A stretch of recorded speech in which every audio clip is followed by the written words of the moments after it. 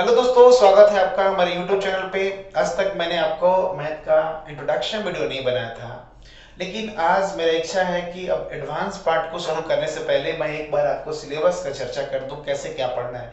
बहुत लोगों को तो पता ही नहीं होता है कैसे क्या तैयारी करना है बहुत सारी चीज़ों से। तो आज मैं वही सब विषय के बारे में बात करने आया हूँ। मैथ में ध्यान देना है, मैथ्स के बारे में हमें कहाँ कहाँ एग्जाम, तो कहीं भी एग्जाम, दुनिया का कोई भी आप जनरल कंपटीशन का एग्जाम दे रहे हो तो वहां तो इन सब सारी चीजों से सामना होना ही है आपको। एक बार बात कर लेते हैं।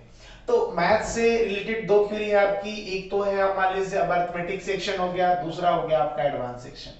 किस किस एग्जाम में इन दोनों का कितना महत्व है ये चीजें हमको जान लेनी है। तो सबसे पहले अरिथमेटिक सेक्शन के बारे में जान लेते हैं। ये आपका परसेंटेज से लेकर के कंपाउंड इंटरेस्ट तक का सेशन हो गया। Percentage, profit loss, discount, simple interest साधारण ब्याज हो गया, कंपाउंड इंटरेस्ट चक्रवृद्धि ब्याज हो गया। तो यहां से आपको अगर मैं सबसे बड़े एग्जाम अगर सीजीएल की बात करें, कंबाइंड ग्रेजुएट लेवल की बात करूं, तो यहाँ पे सीजीएल मेंस के पेपर में 100 मार्क्स के क्वेश्चन आते हैं। उसके बाद मैं बाकी की बात करूंगा। 100 मार्क्स के क्वेश्चन, 100 मार्क्स के question he, number of question होते हैं 100, और क्वेश्चन तो 100 होते हैं लेकिन इसके बदले मार्क्स होते हैं कितने, 200। 200 मार्क्स होते हैं, क्वेश्चन 100 होते हैं। तो नंबर ऑफ क्वेश्चन की बात कर लेते हैं। तो जहां तक बात करें तो परसेंटेज अरिथमेटिक का ये सबसे इंपॉर्टेंट सेशन होने वाला है। Percentage, profit loss, discount, simple interest, compound interest, यहां से आपको 17 से लेकर 18 सवाल आराम से मेंस में पूछ लिए जाएंगे। ठीक है। Ratio, proportion, aggregation and mixture, age problem हो गया, पार्टनरशिप हो गया और एवरेज हो गया। ये भी अच्छा सेशन है अरिथमेटिक सेक्शन का, दूसरा सेशन। और इसमें भी लगभग 12 से 13 सवाल आपको आ जाते हैं। लगभग लगभग 12 से 13 सवाल आपको इस सेशन से देखने को मिल जाते हैं। अब आपका दो सेक्शन छोटा छोटा है। देखिए, time and work, work wages हो गया, वर्क एफिशिएंसी हो गया, पाइप एंड सिस्टर्न हो गया, और साथ में टाइम एंड डिस्टेंस हो गया, ट्रेन हो गया, बोट स्ट्रीम हो गया और रेस हो गया। तो इन लगभग अगर इन छोटा छोटा ही चैप्टर है, लेकिन इस क्वेश्चन की बात करें तो कम से कम सीजीएल मेंस में आपको 10 क्वेश्चन देखने को मिल जाता है। पहले सीजीएल मेंस की बात कर लेते हैं, फिर आगे बात आपको। अब रहा बात एडवांस सेक्शन में कितने क्वेश्चन आएंगे, तो देखिए लगभग, देखिए इस अगर इस टॉपिक को सिर्फ यहां देखा जाए तो सिर्फ और सिर्फ आपको लगभग लगभग 40 नंबर के क्वेश्चन आते हैं। 40 क्वेश्चन होते हैं लगभग लगभग एग्जाम में। हाँ, एक दो क्वेश्चन, 4-5 क्वेश्चन का हेर फेर हम लोग बोल सकते हैं। एडवांस सेक्शन में नंबर सिस्टम के साथ एलसीएम एचसीएफ को रखा जाए तो मिनिमम आपको कम से कम 10 क्वेश्चन देखने को मिलते हैं मेंस के पेपर में। अलजेब्रा के साथ सिंप्लीफिकेशन को अगर रखा जाए तो यहां भी आपको 10 क्वेश्चन मिल जाते हैं देखने को। ट्रिगो के साथ हाइट एंड डिस्टेंस को देखा जाए तो यहां भी लगभग आपको 10 क्वेश्चन देखने को मिल जाते हैं। ज्योमेट्री और मेंसुरेशन या छोटा छोटा ये सारे चैप्टरों को मिलाकर देखा जाए तो कम से कम यहाँ पे 25 क्वेश्चन आपको मिल जाएंगे। बाकी को भी जोड़ सकते हैं, और डीआई एंड अदर का मतलब हो गया कि लगभग लगभग 5 क्वेश्चन। कभी कभी एपीजीपी से भी सवाल हो सकता है, परम्यूटेशन कॉम्बिनेशन से भी सवाल हो सकता है, प्रोबेबिलिटी को भी हम बोल सकते हैं, लेकिन अक्सर बहुत कम देखने को मिलता है। तो ऐसे सवाल को हम लोग क्या कर सकते हैं, देख सकते हैं। तो लगभग लगभग देख रहे हैं एडवांस सेक्शन में आपका 60% सवाल हो जा रहा है, अरिथमेटिक सेक्शन से 40, लेकिन ये दायरा बदलते रहता है according to exam. According to exam अगर सीजीएल मेंस की बात करें तो इस चैप्टरों का 40% भाग और इस चैप्टरों का 60% भाग, लेकिन ये अकॉर्डिंग टू क्वेश्चन बदलते रहता है एग्जाम। जैसे आप एमटीएस का पेपर उठा लो, तो एमटीएस के पेपर को अगर देखा जाए तो अरिथमेटिक के साथ अगर डीआई वाले पार्ट को देखिए, डीआई नाम भले ही एडवांस का है, अरिथमेटिक ही कहिए, क्योंकि इसको बनाने का जो तरीका है वो लगभग लगभग इसी सारे चैप्टरों का मिक्सअप होता है, चाहे वो एवरेज हो, चाहे वो परसेंटेज हो या रेशियो हो, इसी के इस्तेमाल से।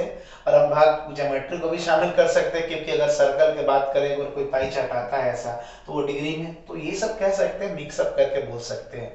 तो एमटीएस में अगर डेटा देखा जाए तो लगभग लगभग 75% तक सवाल जो होते हैं वो डीआई और अरिथमेटिक सेक्शन से ही होते हैं लगभग लगभग, बाकी कुछ कुछ क्वेश्चन एडवांस का मिलता है। एसएससी जीडी का भी बात कर ले, एसएससी जीडी का भी लगभग लगभग यही कहानी है, लेकिन सारा एडवांस नहीं होता, उसमें मेंसुरेशन का जिक्र ज्यादा होता है और बाकी लगभग लगभग सवाल जो होते हैं अरिथमेटिक सेक्शन से ही होते हैं।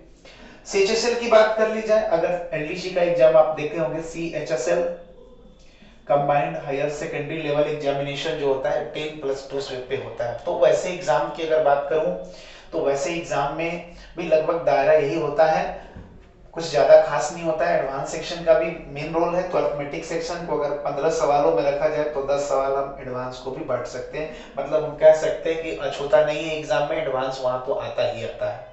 अब रहा बात बैंकिंग का, अगर कोई छात्र बैंकिंग का प्रिपरेशन कर रहा है तो एडवांस नाम मात्र का क्वेश्चन होता है, उसमें कभी कभी मेंसुरेशन दिख जाता है या छोटा मोटा यूज दिख जाएगा आपको, लेकिन पहली बात यह है कि बैंकिंग सेक्शन में आपको हमेशा सामना होगा अरिथमेटिक सेक्शन से ही, जिसमें आपको 10 नंबर का तो सिंप्लीफिकेशन टाइप का क्वेश्चन हो जाता है, बहुत सारी चीजों को आपको देख के चलना है। तो ये आपका सिलेबस है, एक बार बता भी दिया मैंने सारा चीज के बारे में क्या कैसे आता है। रेलवे का एग्जाम भी लगभग मिक्सअप होता है, यहाँ भी वही रेशियो रहता है। हम बात करें तो 60% क्वेश्चन अरिथमेटिक सेक्शन से होगा यहाँ पे और 40% के आसपास एडवांस सेक्शन से क्वेश्चन होता है। लेकिन रेलवे का पेपर बहुत इजी होता है, मैथ बैंकिंग का पेपर में बहुत इजी आता है। जो भी थोड़ा सा दम रहता है वो एसएससी सीजीएल का मेंस का पेपर कहिए या सीडीएस वगैरह का एग्जाम जो होता है उसमें मैथ के पेपर अच्छे आते हैं, या यूपीएसआई को ले लीजिए, यूपीएसआई में भी जो 40 क्वेश्चन मैथ का आता है वो भी बहुत धमाकेदार होता है यूं कहें तो उसमें अच्छे खासे मैथ आते हैं और एवरी नॉलेज होना चाहिए। तो बहुत सारे वीडियो मैंने डाल रखे हैं, लेकिन बहुत सारा चैप्टर का तो नहीं डाल रखा है, रेशियो को थोड़ा बहुत कंप्लीट कर दिया है मैंने, टाइम एंड वर्क को भी कंप्लीट कर दिया है, नंबर सिस्टम के 2-3 पार्ट को मैंने डाला हुआ है वीडियो में, और कुछ शॉर्ट वीडियो है और कुछ आपका सिंप्लीफिकेशन का पार्ट डाला हुआ है, ठीक है। इन बहुत सारे छात्रों को एडवांस सेक्शन का दिक्कत होता था, तो मैं ये डिसाइड किया हूँ कि जो एडवांस सेक्शन के बहुत सारे, देखिए बहुत सारे बच्चे ठीक से पढ़ नहीं पाते हैं तो उनके उनमें भी कमियां हैं, बहुत लोग सही से समझा नहीं पाते हैं उनमें भी कमियां हैं। लेकिन कहने का मेरा मतलब ये है कि अगर आपको मान लीजिए ये 2 सब्जेक्ट की मैं बात करूं, अलजेब्रा ये टॉपिक, ट्रिगो का टॉपिक हो गया, तो ये सब चीजों के बारे में आप सोचोगे कि हमें तुरंत से समझ में आ जाए क्वेश्चन, तुरंत तो समझ में आता ही है, लेकिन कितना दिन तक याद रख सकते हैं ये आपके ऊपर डिपेंड करता है। तो आपको अगर इसका बेस नहीं पता हो, फॉर्मूला नहीं पता हो, तब आपको इसके साथ आपको दिक्कत हो सकती है, बिल्कुल दिक्कत हो जाएगा, हम तो ये कहेंगे। अब जैसे बहुत सारी चीजों को मैं आपको बताने जा रहा हूं, थोड़ा ध्यान दीजिएगा। अब सिंपल सा मान लीजिए बात ले लीजिए कि a+b का होल स्क्वायर, अगर आप फॉर्मूला नहीं याद रखोगे, फॉर्मूला का निष्कर्ष नहीं याद रखोगे, तो क्या आपको लगता है कि आप बना पाओगे क्वेश्चन को? फॉर्मूला तो आपको जानना बहुत जरूरी है, जब तक बेस पता ही नहीं रहेगा तो फिर क्वेश्चन को बनाओगे कैसे आप? जैसे देख लीजिए a+b का whole square equal to a² + b² + 2ab, a - b का whole square equal to a² + b² - 2ab। अब ऐसे क्वेश्चन नॉर्मल पूछा जाता है तब तो आदमी बना देता है, कोई दिक्कत नहीं है, कोई छोटा सा सवाल आपसे पूछ के देखा जाए, अब पूछने का तो कोई खास कारण नहीं बनता है। लेकिन अगर इसके इक्वेशन को देखा जाए, अगर इसको आप जोड़ लीजिएगा, अगर इस इक्वेशन को जोड़ते हैं, यानी कि क्या आएगा, a+b का होल स्क्वायर को अगर जोड़ा जाता है a - b के होल स्क्वायर के साथ, तो क्या रिजल्ट आएगा? जोड़ने पे ये दोनों तो कट जाएगा, तो क्या आएगा, 2a² + b²। अब सिर्फ ये आपको क्या रखना है, अब निष्कर्ष नहीं याद रखिएगा, तो बताइए क्या क्वेश्चन बना पाइएगा तेजी से? अब फिलहाल के लिए मैं एग्जांपल बता दूं, शॉर्ट वीडियो में भी ऐसा क्वेश्चन मैंने डाला है। अब मान लीजिए आपको कोई क्वेश्चन दे रहा है कि √7 + √5, √7 - √5 + √7 - √5, √7 + √5। अब अगर ऐसा क्वेश्चन देने का कोई क्वेश्चन पूछ रहा है आपसे और फिर उसका आंसर तुरंत चाहता है, तो अब अगर 10th में पढ़ने वाले बच्चे को दे दिया जाए तो क्या करेगा? इसको तो पहले रेशनलाइजेशन करेगा, परिमेयकरण करके सवाल को सॉल्व करने का कोशिश करेगा। अब सवाल सॉल्व होने में टाइम लगेगा, तो जनरल कंपटीशन का तैयारी कर रहे हैं तो आप इतना से तो काम चलेगा नहीं आपका। तो कहने का मतलब ये है कि आप अगर निष्कर्ष जान रहे हो तो सवाल को बनाने में कुछ रखा ही नहीं है। निष्कर्ष देखिए, अगर आप बटा पर का जोड़ करिएगा तो इन दोनों को तो एलसीएम लीजिएगा, मतलब दोनों का गुना होता है, और ये जुड़ जाएगा इसके साथ गुना में, और ये जुड़ जाएगा इसके साथ गुना में। तो रिजल्ट हो गया क्या कि a प्लस बी का गुना होगा a प्लस बी के साथ, और a माइनस बी का गुना होगा a माइनस बी के साथ।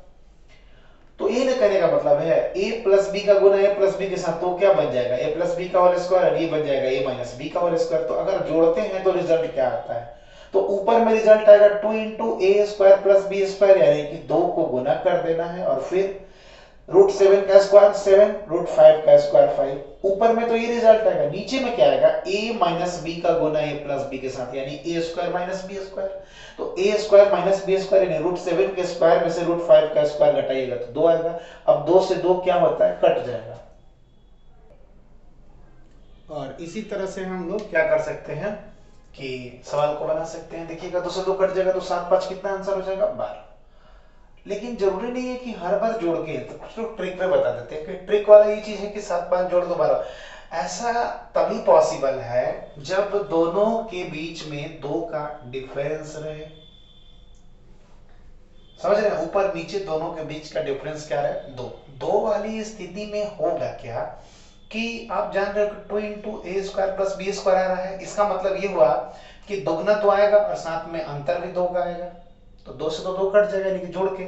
अगर यहाँ पे देखिएगा ध्यान से, 11 या 13 के साथ अगर मान लीजिए 11 वाला रिलेशन रहता, तो यहाँ भी अंतर कितने का है, 2 का है। तो अगर इस सिचुएशन में अगर ये 7 की जगह 13 और 5 की जगह अगर 11 होता, तो आंसर समझ लेना है कि 13 11 कितना होता, 24 होता। उस तरह से अगर मान लीजिए 7 7 ही रहे और अगर ये 6 हो जाए, मान लीजिए सबके जगह पे हम 6 कर देते हैं 5 वाली जगह पे, तो होगा क्या रिजल्ट ये कि ऊपर में तो इसका दोगुना आता है, यानी कि 2 गुना 7 प्लस 6 यानी 13, और नीचे में तो 1 का डिफरेंस है ना, यानी कि आंसर कितना बनेगा, 26 बनेगा। उस तरह से हम बहुत सारे क्वेश्चनों को करेंगे। लेकिन दोस्तों आज बस हम इतना ही कहने के लिए आए थे कि कल से हम एडवांस का टॉपिक जो अलजेब्रा का टॉपिक है, खास करके जहां तक बच्चों को दिक्कत होती है, वो वाली चीज को हम बहुत आराम से बहुत अच्छे तरीका से आपको बताने का प्रयास करेंगे। आप लोग वीडियो को देखें, चैनल को सब्सक्राइब करें, ताकि बढ़िया रहे कि हम लोग भी साथ में मिल करके पढ़ें, आपको पढ़ाएं हम आपको। चलिए मिलते हैं कल शुरुआती दौर में ही मिलते हैं आपको शाम को, फिर कल वीडियो अपलोड हो जाएगी इस वीडियो के बाद। ठीक है, जय हिंद तब तक के लिए।